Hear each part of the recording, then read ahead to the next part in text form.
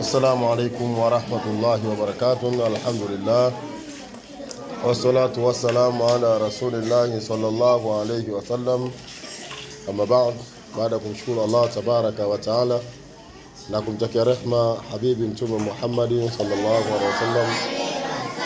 Hakika chungu 23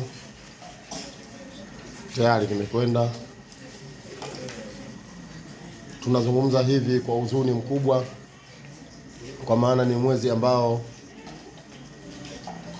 kwa mwaka watujia mara moja, lakini unavyokuja unakimbia kweli kweli. Kwa hiyo tuseme tu chungu 23 kimekwenda. Tumombe Mwenyezi Mungu atuwafikishe tuweze kumaliza viungu vyote vinavyohitajika kwa idhini yake Allah tabaraka wa taala. Lakini pia walilahi alhamdu, wale wote ambao wametushika siku ya leo kwa ajili ya iftari ya watoto, Mungu awabariki sana, awajalie kheri, awafungulie baraka nyingi na awalipe mbadala wa hiki walichokuwa wamekitoa.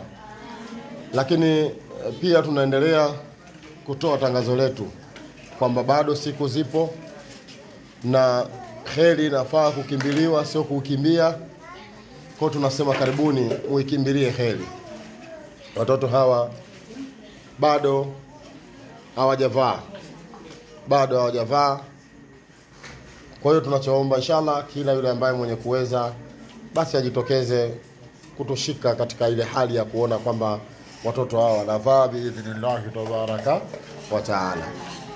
Karibuni sana kituo cha Malezi Mumin, Yombo Vituka, jiji la Dar es Salaam.